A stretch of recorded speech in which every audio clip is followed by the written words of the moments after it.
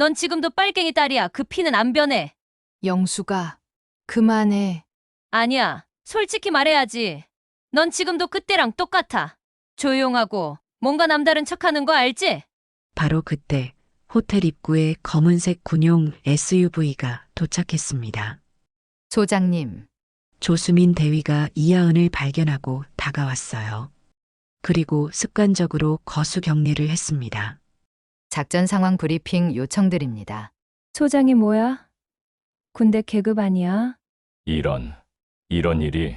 이하은 소장님께 경례! 작전은 잠시 멈추게. 내가 끝내야 할 전장이 아직 남아있어. 동창생들의 숨소리조차 멎었습니다. 경례는 끝났지만 침묵은 깨지지 않았습니다. 빨갱이 딸이라며 교문 밖에 내쫓겼던 소녀. 오늘 투스타 계급장을 숨긴 채 돌아와 그들을 무릎 꿇게 만들었습니다. 지금부터 숨이 멎은 그 연회장의 문이 열립니다. 구독과 좋아요 눌러주시면 그 충격적인 이야기 시작하겠습니다. 북위 38도선 인근 제5군단 사령부의 식당은 저녁 7시가 되어도 조용했습니다. 대부분의 장교들이 퇴근한 시간, 군단장 이하은 소장은 여전히 군복을 벗지 않은 채 혼자 식사를 하고 있었어요. 53세의 나이에도 불구하고 그녀의 어깨는 곧게 펴져 있었고 식사하는 모습조차 절제되어 보였습니다. 소장님, 오늘도 늦으시네요. 부관이 조심스럽게 말을 건넸지만 이하은은 고개만 끄덕일 뿐 대답하지 않았어요. 그녀는 항상 그랬습니다. 말수가 적고 감정을 드러내지 않는 편이었죠. 하지만 그 조용함 속에는 깊은 사색이 담겨 있었습니다. 식사를 마친 후 이하은은 사령부 관사로 향했어요. 관사 앞마당에는 태극기가 바람에 펄럭이고 있었고 멀리서 들려오는 초병들의 구령소리가 평온한 저녁을 깨뜨렸습니다. 관사 안으로 들어서자 그녀는 현관에서 군화를 벗고 거실로 들어갔어요. 거실 한쪽에는 각종 표창장과 공로패가 정렬되어 있었지만 이하은의 시선은 그곳을 향하지 않았습니다. 대신 그녀는 책상 서랍을 열고 하나의 편지를 꺼냈어요. 편지 봉투에는 서강여중 50주년 동창회 초대장이라고 적혀 있었습니다. 이하은은 편지를 펼쳐보았어요. 존경하는 동창님께 오는 11월 15일 토요일 오후 6시 서울 강남 그랜드 호텔에서 서강여중 50주년 동창회를 개최합니다. 오랜만에 만나 옛 추억을 나누어요. 정중하고 친근한 문구였지만 이하은의 표정은 굳어갔습니다. 그녀는 편지를 다시 접으며 깊은 한숨을 내쉬었어요. 서강여중. 그 이름만으로도 가슴 깊숙한 곳에서 무언가가 꿈틀거렸습니다. 41년 전 그곳에서 일어났던 일들이 선명하게 떠올랐어요. 그때 갑자기 휴대전화가 울렸습니다. 화면에는 조수민 대위라는 이름이 떠 있었어요. 이하은은 전화를 받았습니다. 소장님 죄송합니다. 긴급 상황 보고 드려야 할 일이 있습니다. 무슨 일인가? 북한군 동향의 이상 징후가 포착되었습니다. 내일 새벽 5시 작전 회의를 소집하겠습니다. 알겠다. 수고했네. 전화를 끊고 나서 이하은은 다시 편지를 바라보았어요. 군단장으로서의 책임과 한 여인으로서의 과거가 교차하는 순간이었습니다. 그녀는 알고 있었어요. 자신이 지금 서 있는 이 자리가 얼마나 높은 곳인지를 말이죠. 53세의 여성이 군 조직에서 소장 계급까지 오르는 것은 결코 쉬운 일이 아니었습니다. 수많은 편견과 차별, 그리고 무엇보다 자신의 과거라는 짐을 지고 여기까지 올라왔어요. 그런데 이제 와서 그 과거와 다시 마주하라는 것일까요? 이하은은 편지를 조용히 접어 다시 서랍에 넣었습니다. 그리고 창밖을 바라보며 혼잣말을 했어요. 나는 이미 지나온 과거를 묻었어. 그런데 왜 아직도 떨리냐? 밤이 깊어가고 있었지만 이하은은 쉽게 잠들 수 없었습니다. 군단장이라는 무게감, 수많은 부하들을 이끌어가야 하는 책임감, 그리고 무엇보다 자신 안에 묻어둔 상처들이 다시 꿈틀거리기 시작했어요. 그녀는 서랍에서 낡은 사진 한 장을 꺼냈습니다. 12살 때 찍은 가족 사진이었어요. 아버지, 어머니, 그리고 자신, 모두 환하게 웃고 있는 사진이었습니다. 하지만 그 웃음 뒤에 숨겨진 아픔을 아는 사람은 이하은 뿐이었어요. 아버지. 이하은은 사진 속 아버지의 얼굴을 조용히 쓰다듬었습니다. 간첩 혐의로 끌려갔던 아버지. 결국 무죄로 판명되었지만 그 사이 세상은 어린 딸에게 너무나 가혹했어요. 빨갱이 자식, 간첩의 딸. 그런 말들이 12살 소녀에게는 견디기 힘든 무게였습니다. 이하은은 사진을 다시 서랍에 넣고 침실로 향했어요. 하지만 침대에 누워서도 잠은 오지 않았습니다. 천장을 바라보며 그녀는 생각했어요. 과연 자신이 그 동창회에 참석해야 하는 걸까요? 아니면 이대로 묻어두는 것이 나을까요? 새벽 4시, 이하은은 결국 잠을 포기하고 일어났습니다. 그녀는 창문을 열고 찬 공기를 마셨어요. 멀리서 들려오는 새벽 점호 소리가 새로운 하루의 시작을 알렸습니다. 그리고 그녀는 알고 있었어요. 오늘도 또 다른 하루를 살아내야 한다는 것을, 그리고 언젠가는 마주해야 할 과거가 있다는 것을 말이죠. 이하은은 군복을 차려입으며 거울을 바라보았습니다. 거울 속에는 대한민국 육군 소장의 모습이 있었어요. 하지만 그 눈빛 깊숙한 곳에는 아직도 12살 소녀의 상처가 남아 있었습니다. 1983년 가을, 서강국민학교 교문 앞. 12살 이하은은 책가방을 꼭 끌어안고 서 있었습니다. 며칠 전 아버지가 간첩 혐의로 끌려간 후 학교 분위기가 완전히 바뀌었어요. 아이들의 시선이 달라졌고 선생님들도 하은을 멀리했습니다. 야, 빨갱이 자식 온다.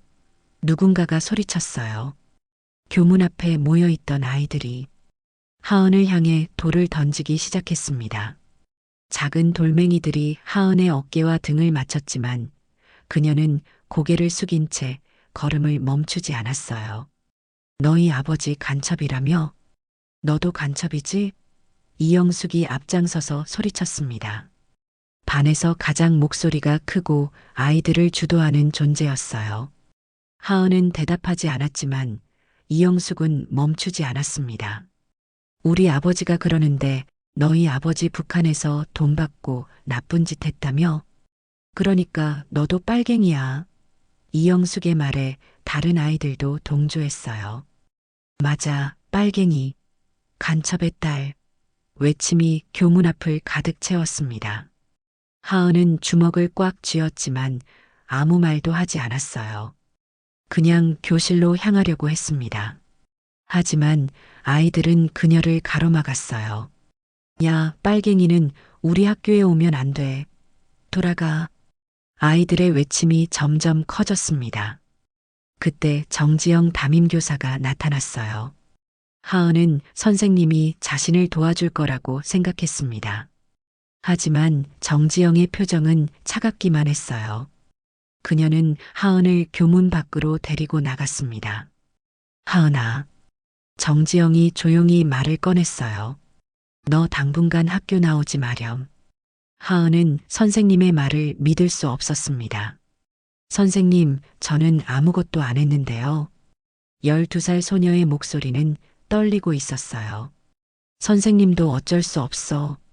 정지영은 하은을 똑바로 쳐다보지 못했습니다. 지금 분위기가 이상해. 학부모들이 난리고 교장 선생님도 곤란해하시고 사태가 진정될 때까지 집에 있어. 언제까지요? 하은의 목소리는 더욱 작아졌어요. 정지영은 대답하지 않았습니다. 그냥 고개를 돌리고 교문 안으로 들어갔어요. 하은은 교문 밖에 혼자 남겨졌습니다. 그날부터 하은의 세상은 완전히 바뀌었어요. 매일 아침 일어나 교복을 입고 학교로 향하려 했지만 교문 앞에서 멈춰 설 수밖에 없었습니다. 아이들의 돌멩이와 욕설, 그리고 선생님의 차가운 시선이 그녀를 가로막았어요. 일주일이 지나고 2주가 지나도 상황은 나아지지 않았습니다. 오히려 더 악화되었어요. 동네 사람들까지 하은을 피하기 시작했습니다. 간첩의 딸이라는 낙인이 12살 소녀에게는 너무나 무거운 짐이었어요. 어느 날 하은은 교문 앞에서 울고 있었습니다. 책가방을 끌어안고 혼자 눈물을 흘리고 있을 때 한상우가 다가왔어요.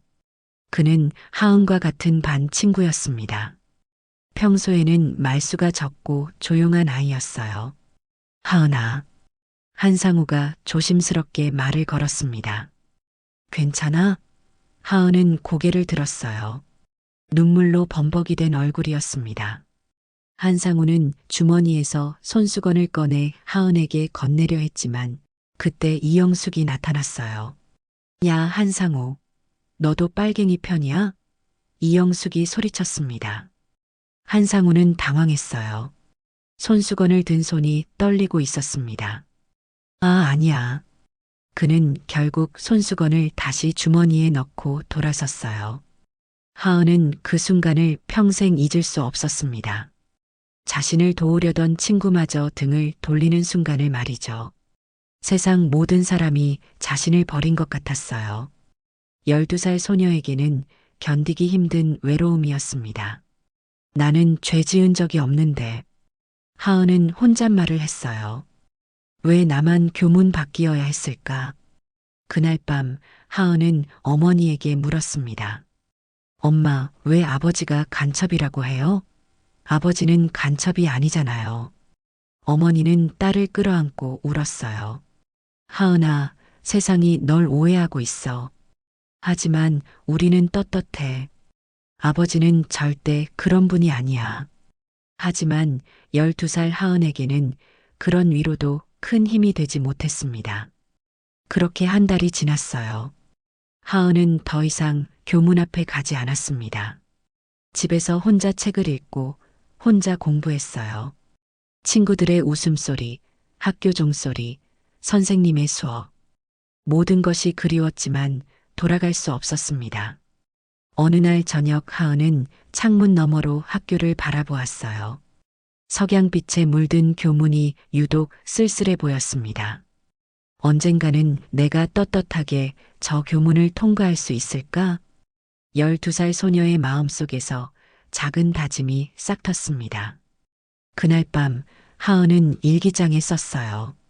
나는 잘못한 게 없다. 언젠가는 모든 사람이 알게 될 거야. 그때까지 나는 꿋꿋하게 살아갈 거다. 41년 후 군단장이 된 이하은이 그 일기를 읽으며 눈물을 흘릴 줄은 그때는 몰랐습니다. 2024년 11월 15일 토요일 오후 6시 서울 강남 그랜드 호텔 크리스탈 볼룸. 화려한 샹들리에 아래로 50대 중반의 여성들이 하나둘씩 입장하고 있었습니다.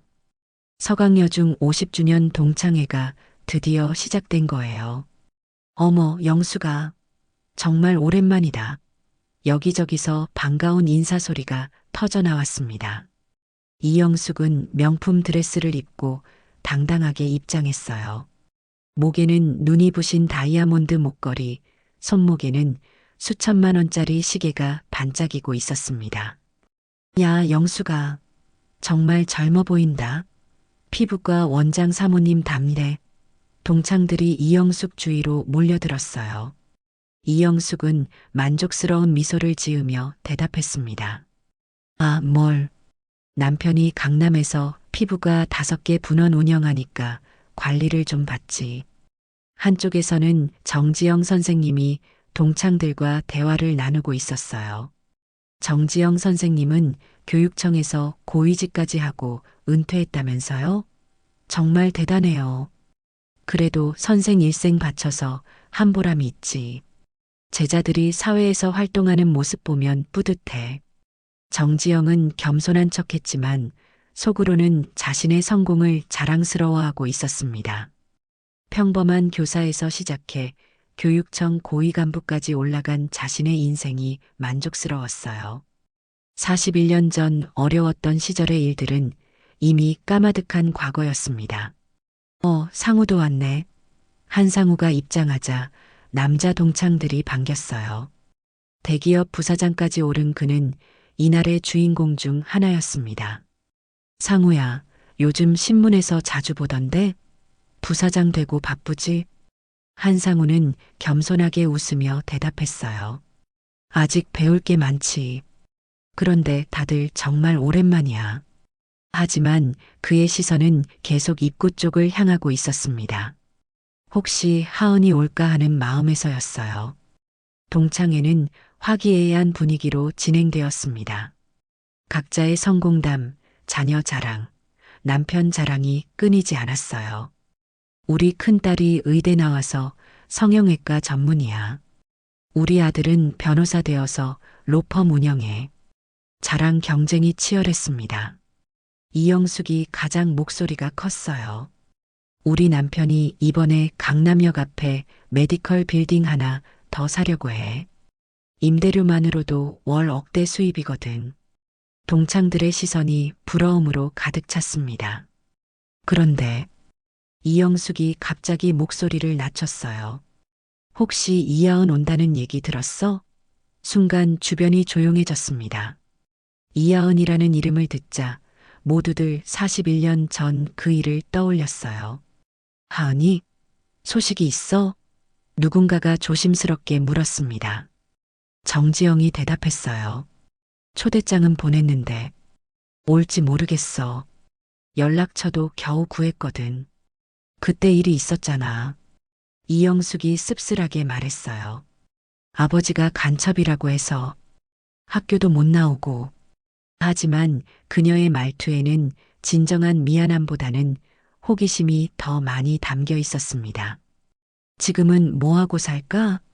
결혼은 했을까? 아이들은 있나? 동창들의 추측이 이어졌어요. 한상우는 가만히 듣고만 있었습니다. 그때의 기억이 여전히 가슴 한구석을 아프게 했어요. 오후 7시가 되어도 이하은은 나타나지 않았습니다. 역시 안 오는구나.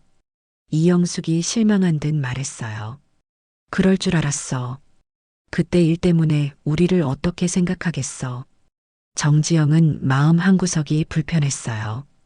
담임교사로서 제자를 제대로 보호해주지 못했다는 죄책감이 있었거든요. 하지만 그 시절에는 어쩔 수 없었다고 스스로를 위로했습니다. 동창회는 계속 진행되었어요. 과거 이야기, 추억 나누기, 그리고 끝없는 자랑이 이어졌습니다. 하지만 모든 사람의 마음 한구석에는 이하은이라는 이름이 남아 있었어요. 41년 전 교문 밖에서 울던 그 소녀 말입니다. 사실 한상우가 조용히 말을 꺼냈어요. 그때 하은이한테 미안한 마음이 있어. 도와주지 못해서.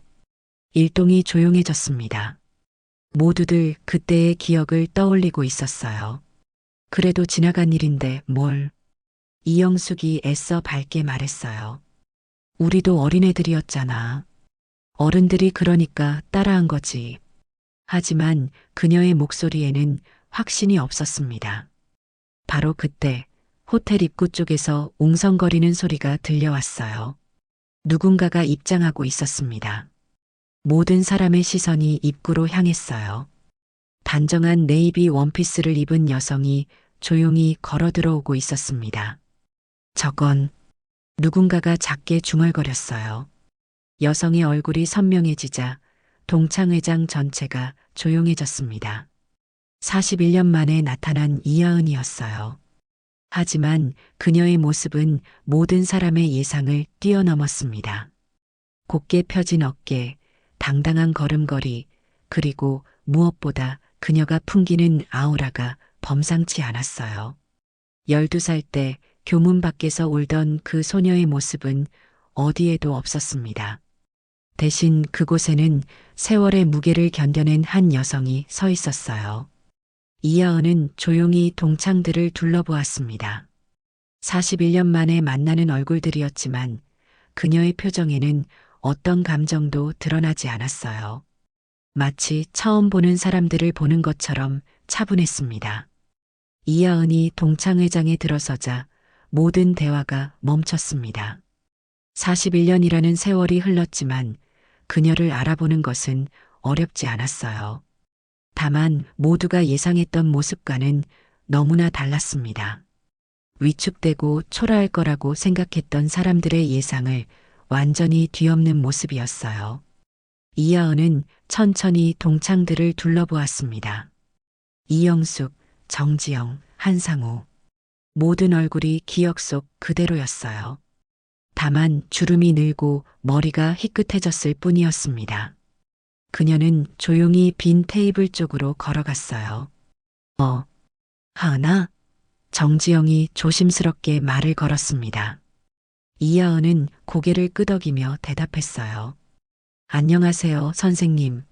하지만 그 속에는 거리감이 느껴졌습니다. 이영숙이 먼저 다가왔어요. 야, 하은아. 정말 오랜만이다. 하지만 그녀의 목소리에는 어색함이 역력했습니다. 어떻게 지냈어? 연락도 안 되고. 이하은은 담담하게 대답했어요. 그럭저럭 지냈지.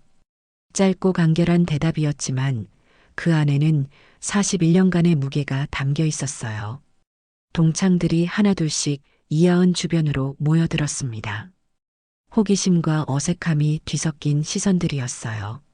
결혼은 했어? 아이들은? 지금 뭐해? 질문들이 쏟아졌지만 이하은은 구체적인 대답을 피했습니다.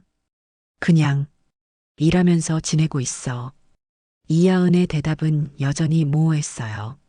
그녀는 자신의 정체를 아직 밝힐 생각이 없었습니다. 이영숙이 자리에 앉으며 말했어요. 하은아, 앉아.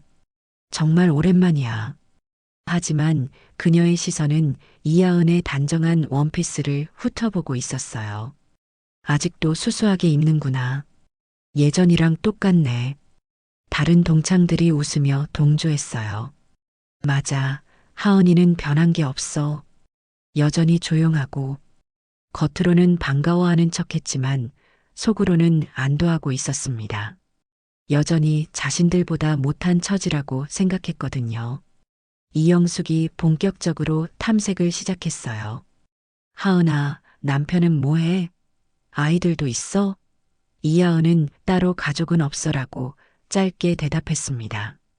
이영숙의 눈에 만족스러운 빛이 스쳤어요. 아, 그래. 그럼 혼자 사는구나. 이영숙이 동정하는 척하며 말했어요. 요즘 혼자 사는 사람들 많잖아. 괜찮아. 하지만 그녀의 말투에는 우월감이 묻어났습니다. 하은이는 지금 뭐하며 지내? 정지영이 물었어요. 이하은은 공무원 일을 하고 있어요 라고 대답했습니다. 구체적으로 말하지 않았지만 거짓말은 아니었어요. 군인도 넓게 보면 공무원이었으니까요. 아, 공무원. 이영숙이 큰 소리로 말했어요. 그래도 안정적이긴 하지. 우리 남편이 그러는데 요즘 공무원들 월급이 생각보다 적다며? 동창들이 웃음을 터뜨렸어요.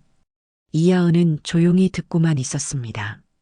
그들의 우월감 섞인 동정이 자신에게는 아무런 상처도 주지 못한다는 것을 알고 있었어요. 41년간 훨씬 더 큰 시련들을 견뎌왔으니까요. 그런데 하은아. 이영숙이 갑자기 진지한 표정을 지었어요. 그때 일말인데 정말 많이 힘들었지? 순간 동창회장의 분위기가 조용해졌습니다. 이하은은 잠시 침묵했다가 대답했어요. 힘들었지. 하지만 이겨냈어. 담담한 목소리였지만 그 안에는 강인함이 담겨 있었습니다. 사실 우리도 그때 어렸잖아. 정지영이 변명하듯 말했어요. 어른들이 그러니까 어쩔 수 없었어. 하지만 이하은은 대답하지 않았습니다. 이영숙이 술을 한 잔 마시고 나서 말했어요. 그래도 하은아, 너 웃는 모습 보니까 좋다. 그런데 갑자기 그녀의 표정이 바뀌었어요. 술이 들어가자 41년 전의 모습이 되살아났습니다. 근데 말이야. 이영숙이 목소리를 높였어요. 넌 지금도 그때랑 똑같아. 조용하고 혼자고 뭔가 남다른 척하는 거 있지?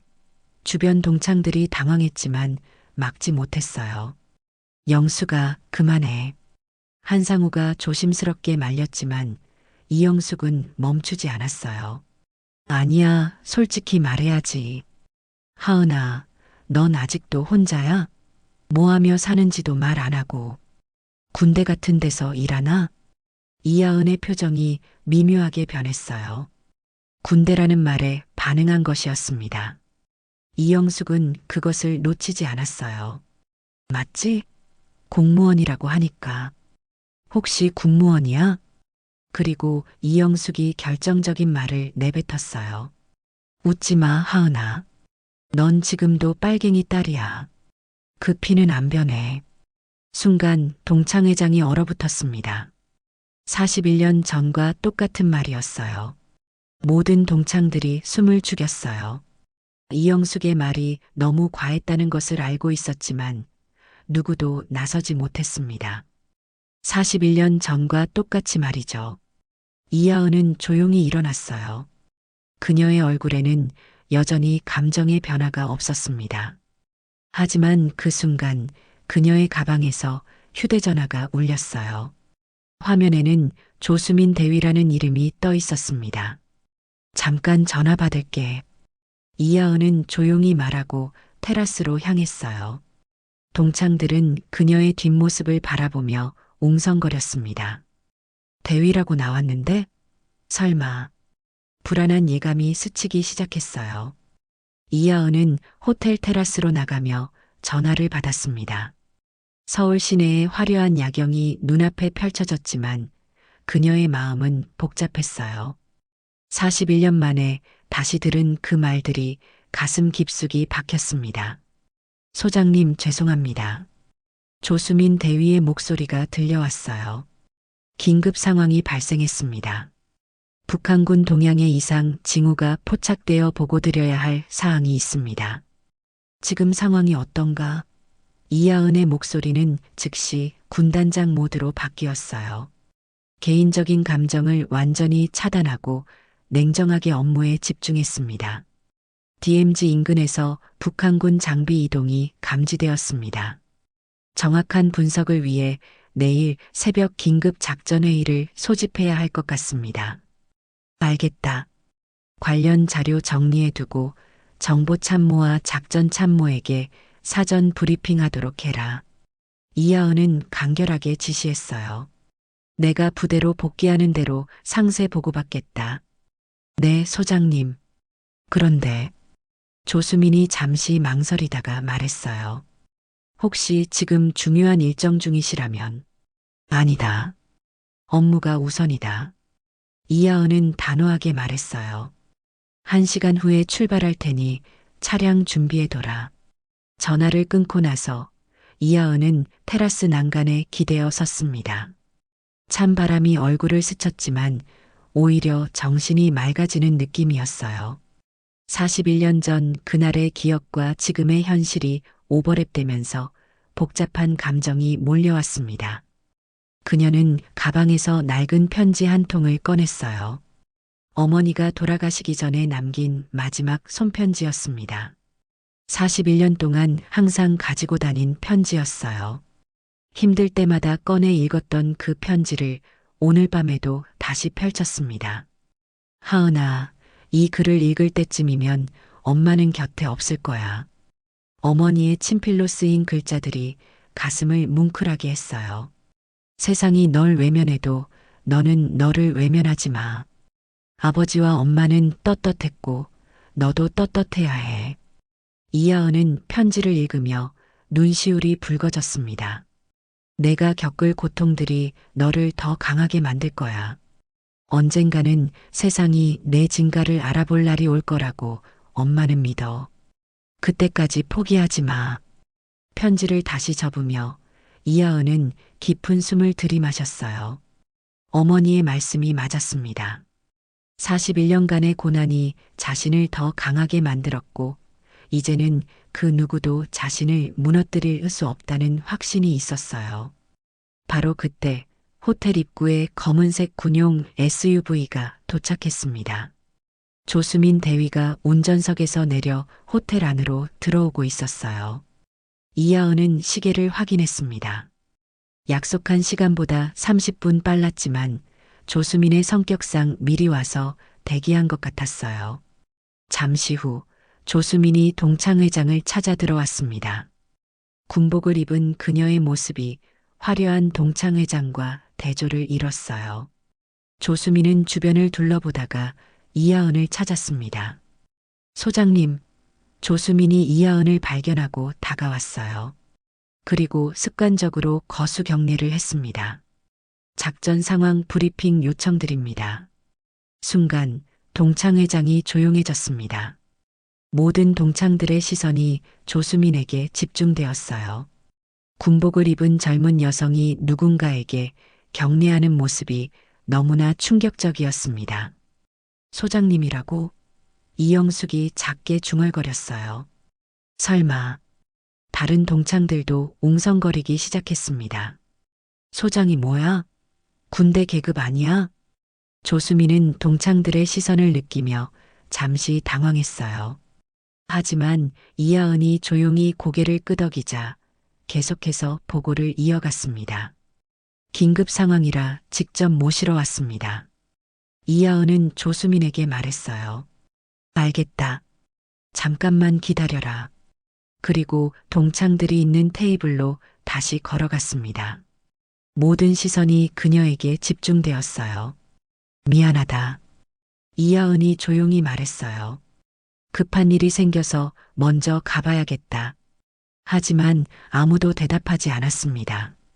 모두들 충격에 빠져 있었어요. 정지영이 떨리는 목소리로 물었어요. 하은아, 혹시 너 지금...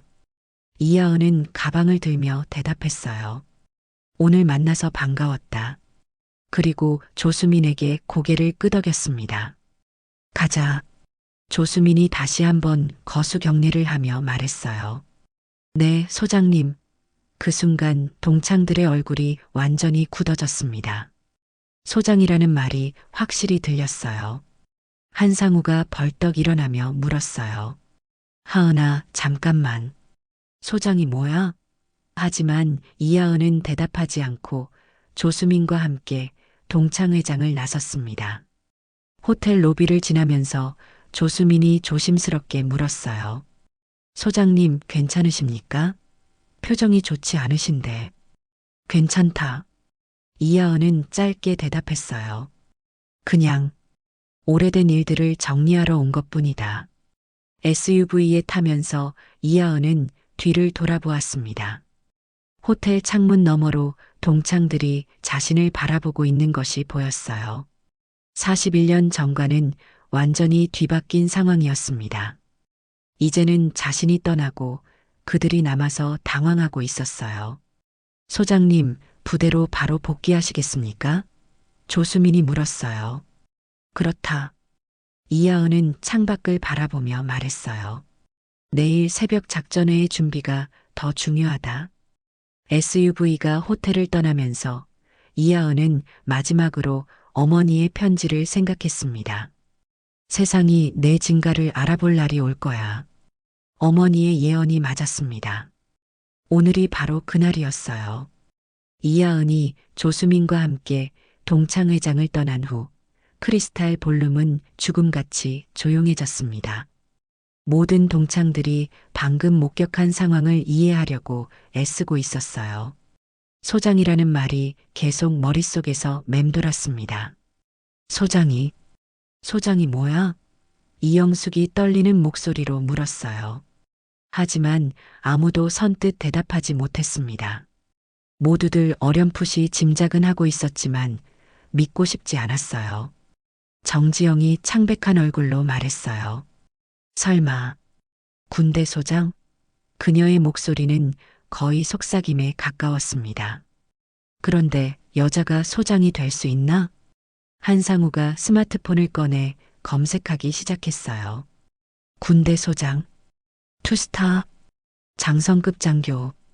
검색 결과를 보면서 그의 얼굴이 점점 굳어갔습니다. 이건 정말 대단한 계급이야. 바로 그때 동창회장 한쪽에서 웅성거리는 소리가 들려왔어요.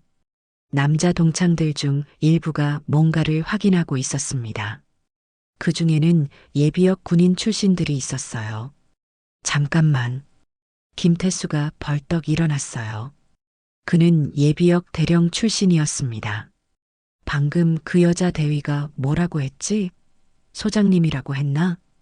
다른 예비역 출신인 박진우도 놀란 표정이었어요. 맞아. 분명히 소장님이라고 했어. 그리고 경례까지. 그는 잠시 생각하더니 충격받은 표정을 지었습니다. 이하은.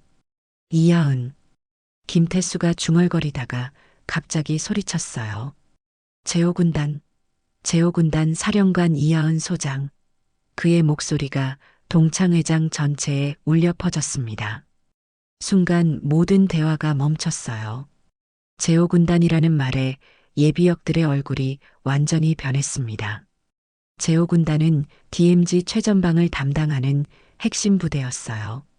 그리고 그 사령관이라는 것은 대한민국 육군 소장 박진우가 떨리는 목소리로 말했어요.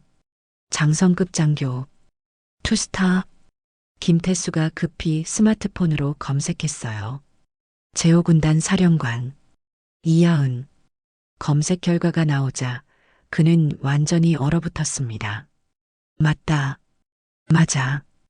이하은 소장님. 다른 예비역들도 하나둘씩 사실을 확인했어요. 그들의 얼굴에는 믿을 수 없다는 표정이 역력했습니다. 12살 때 빨갱이 자식이라고 불렸던 그 소녀가 지금은 대한민국 군의 핵심 지휘관이었던 거예요. 이런 일이. 김태수가 중얼거렸어요. 예비역 대령 출신인 그에게도 소장은 절대적으로 높은 계급이었습니다. 평생 한 번도 뵙기 어려운 고위 장성이었어요. 박진우가 벌떡 일어나며 소리쳤어요. 이하은 소장님께 경례.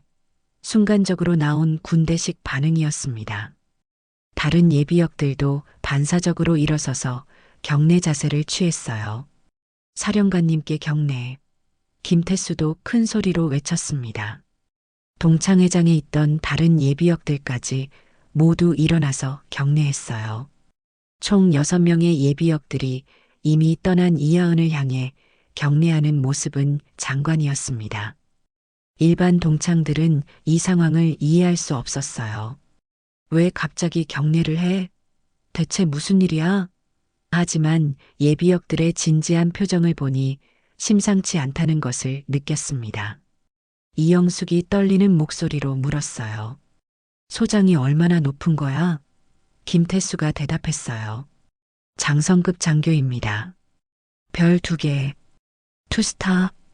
저희 같은 사람들은 평생 한 번 뵙기도 어려운 분이에요. 동창회 장장이 마이크를 들고 있다가 떨어뜨렸어요. 신나게 사회를 보던 그도 상황의 심각성을 깨달은 거예요. 우리가 방금 뭘 한 거야? 정지영은 의자에 주저앉으며 중얼거렸어요. 내가 제자한테. 그녀의 무릎이 휘청거렸습니다. 교육청 고위 간부였던 자신도 이하은 앞에서는 한없이 작아지는 존재였어요. 한상우는 머리를 감싸 쥐고 있었어요.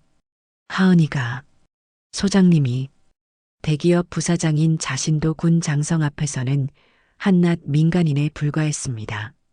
이영숙의 얼굴은 창백해져 있었어요. 빨갱이 딸이라고. 내가 빨갱이 딸이라고. 자신이 방금 뱉은 말들이 떠올라 온몸이 떨렸습니다. 대한민국 군 장성에게 빨갱이라고 한 거예요. 김태수가 동창들을 향해 말했어요. 여러분, 이하은 소장님은 우리나라 안보의 핵심을 담당하시는 분입니다. DMZ 최전방 제오군단을 지휘하시는 그의 설명을 들을수록 동창들의 얼굴은 더욱 굳어갔어요. 그런 분이 우리 동창이었다고 누군가가 믿을 수 없다는 표정으로 말했어요. 그 하은이가 박진우가 고개를 저었어요. 아닙니다. 이제는 이하은 소장님이라고 불러야 해요. 장성급 장교는 함부로 부를 수 있는 분이 아닙니다. 동창회장의 분위기는 완전히 바뀌었어요. 화려하고 즐거웠던 분위기는 사라지고 무거운 정적만이 흘렀습니다. 모두들 41년 전 자신들이 한 행동을 떠올리고 있었어요. 우리가 그런 분에게 정지영이 떨리는 목소리로 말했어요. 교문 밖으로 내쫓고 한상우가 일어서며 말했어요. 나는 먼저 가봐야겠어. 더 이상 여기 있을 수가 없어. 그의 얼굴에는 깊은 후회가 서려 있었습니다. 이영숙은 여전히 의자에 앉아 멍하니 있었어요.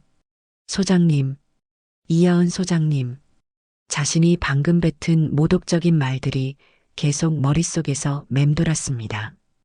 예비역들은 여전히 경례 자세를 유지하고 있었어요. 비록 이하은이 자리에 없었지만 그들에게는 당연한 예우였습니다.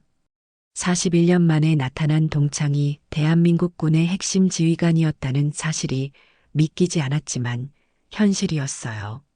내일 신문에 나오겠네. 누군가가 작게 중얼거렸어요. 제호군단 사령관님이 동창회에 오셨다고. 동창회는 사실상 끝났어요. 더 이상 자랑할 것도 떠들 것도 없었습니다. 모든 것이 한순간에 무너져 버렸어요. 동창회장의 무거운 정적을 깨뜨린 것은 호텔 입구에서 들려오는 발걸음 소리였습니다. 모든 동창들이 고개를 들어 입구를 바라보았어요. 이하은이 다시 돌아오고 있었습니다. 하지만 이번에는 혼자가 아니었어요. 조수민 대위가 앞서 걸어오고 있었고 그 뒤로 이하은이 당당하게 걸어 들어왔습니다. 그녀의 표정은 41년 전과는 완전히 달랐어요. 더 이상 위축되거나 숨을 필요가 없었습니다. 잠깐 놓고 간 것이 있어서 다시 왔어. 이하은이 조용히 말했어요. 하지만 모든 동창들은 그녀를 바라보는 시선이 완전히 달라져 있었습니다. 41년 전에 그 소녀가 아니라 대한민국 군단장 이하은 소장이었어요. 예비역들은 여전히 경례 자세를 유지하고 있었습니다. 김태수가 떨리는 목소리로 말했어요. 소장님 송구합니다. 몰라 뵙고. 하지만 이하은은 손을 들어 제지했어요. 편하게 하세요. 이하은이 말했어요. 오늘은 동창회에 온 이하은일 뿐입니다. 하지만 그 말에도 불구하고 분위기는 바뀌지 않았어요. 모두들 그녀의 진짜 정체를 알고 있었으니까요. 이하은은 천천히 동창들을 둘러보았습니다. 이영숙은 고개를 들지 못하고 있었고 정지영은 얼굴이 창백했어요. 한상우는 주먹을 꽉 쥔 채 서 있었습니다. 41년 전과는 완전히 뒤바뀐 상황이었어요. 마이크 좀 빌릴 수 있을까요? 이하은이 동창회장에게 말했어요. 동창회장은 떨리는 손으로 마이크를 건넸습니다. 이하은은 마이크를 받아들고 조용히 말하기 시작했어요. 41년 전 이 자리에 있던 여러분들은 한 아이를 피 한 방울로 정의했습니다. 이하은의 목소리가 동창회장에 울려 퍼졌어요. 그 아이의 아버지가 간첩 혐의를 받았다는 이유만으로 말이죠. 동창들은 숨소리조차 내지 않고 듣고 있었어요. 이하은의 차분하지만 단단한 목소리가 가슴을 파고들었습니다. 당신들은 그 아이에게 돌을 던졌습니다. 빨갱이 자식이라고 외쳤죠. 그리고 그 아이를 세상 밖으로 쫓아냈습니다. 이하은의 시선이 이영숙에게 머물렀어요. 당신들 눈에는 그 피가 그렇게 더러웠나요? 이영숙이 고개를 들어 이하은을 바라보려 했지만 차마 눈을 마주칠 수 없었어요. 41년 전 자신이 뱉었던 말들이 선명하게 떠올랐습니다. 이하은은 계속 말했어요. 12살 아이에게는 너무 무거운 낙인이었습니다. 아무런 죄도 짓지 않은 아이가 교문 밖에서 울어야 했죠. 그녀의 목소리에는 분노보다는 깊은 서글픔이 담겨 있었어요. 정지영이 떨리는 목소리로 말했어요. 하은아. 아니, 소장님. 그땐 정말 어쩔 수 없었어. 시대가. 하지만 이하은은 그녀의 말을 차분히 받았어요. 그렇죠, 선생님. 시대가 어려웠죠. 이하은이 정지영을 바라보며 말했어요. 하지만 선생님은 교육자였습니다. 그 어려운 시대에도 제자 하나는 지켜줄 수 있었을 텐데요. 정지영의 얼굴이 더욱 창백해졌어요. 죄송합니다. 정말 죄송합니다. 그녀의 목소리는 거의 울음에 가까웠습니다. 이하은은 마이크를 들고 모든 동창들을 향해 말했어요. 하지만 저는 여러분을 원망하지 않습니다. 그 시절을 살았던 사람으로서 이해해요. 다만 그녀가 잠시 멈췄어요.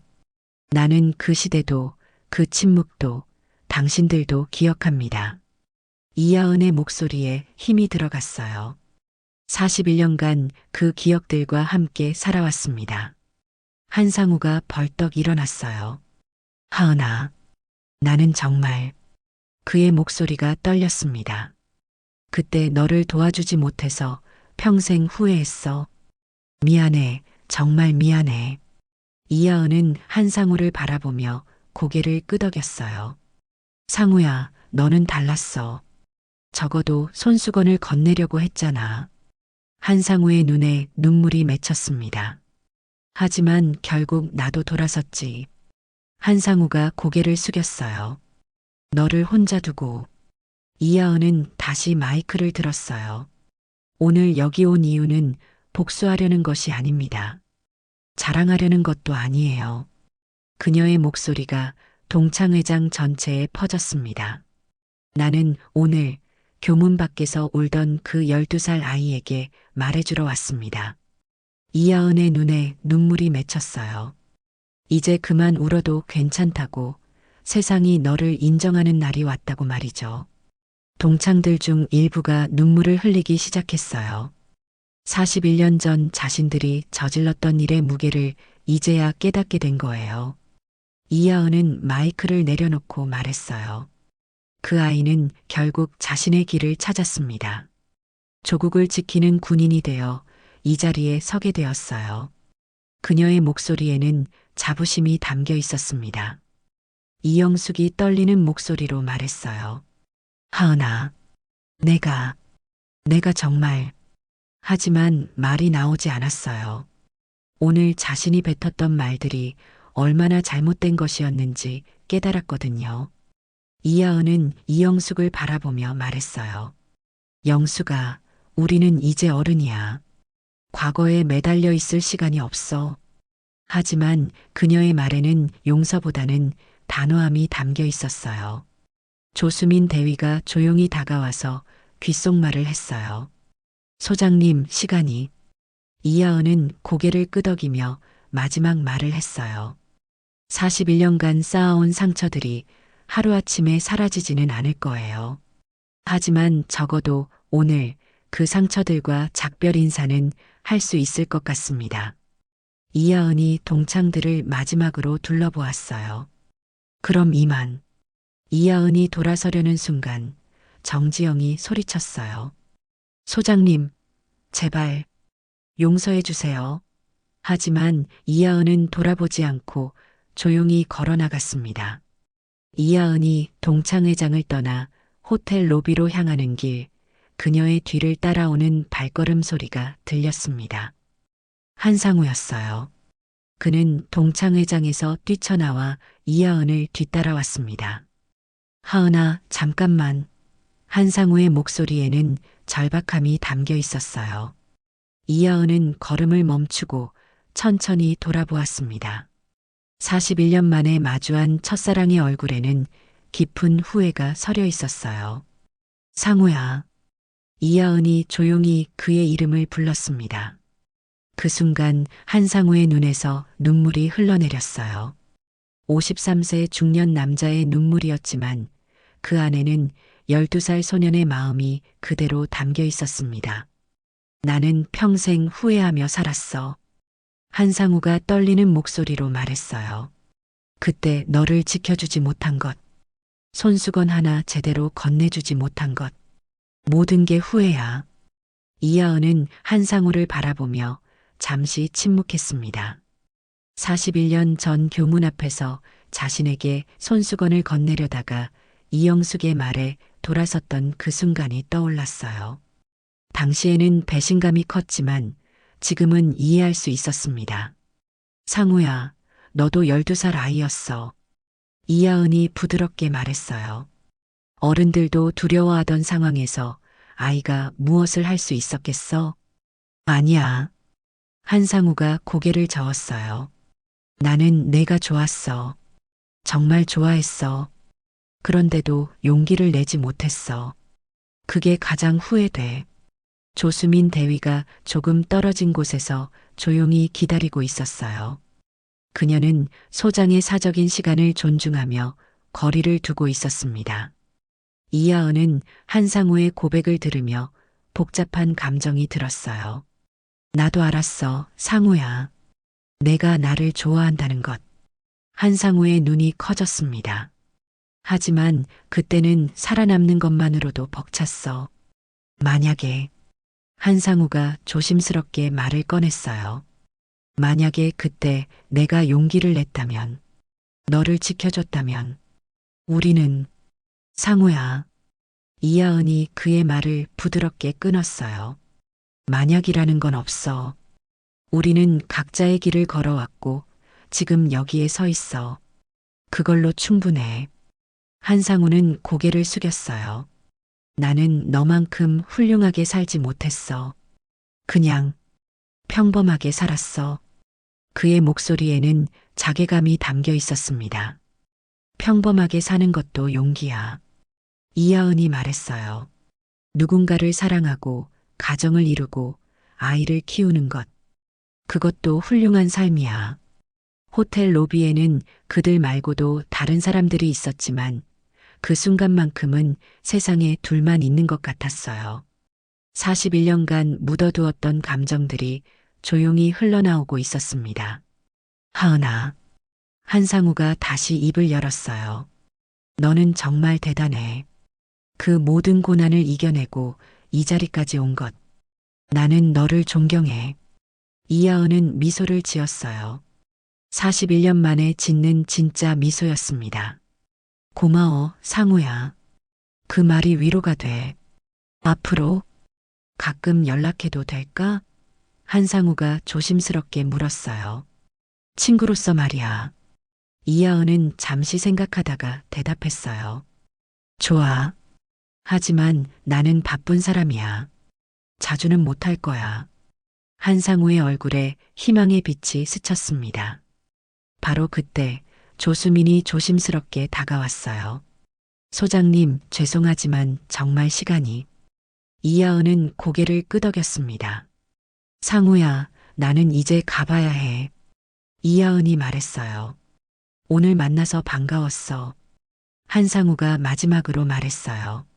하은아, 한 가지만 더. 그때 아무 말도 못해서 정말 미안해. 이하은은 한상우의 어깨에 손을 올렸어요. 이제라도 누군가를 위해 말할 수 있다면 그걸로 돼. 그녀의 말에 한상우는 깊이 고개를 숙였습니다. 이하은이 호텔을 나서려는 순간 엘리베이터에서 동창들이 우르르 내려왔어요.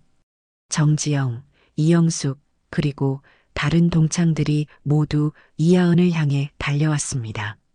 소장님, 정지영이 숨을 헐떡이며 소리쳤어요. 제발 한 말씀만. 정말 죄송합니다. 이영숙도 울음을 터뜨리며 말했어요. 하은아. 아니, 소장님.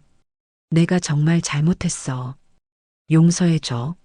하지만 이하은은 그들을 바라보며 조용히 말했어요. 여러분, 저는 용서를 받으러 온 게 아닙니다. 그녀의 목소리는 차분했지만 단호했어요.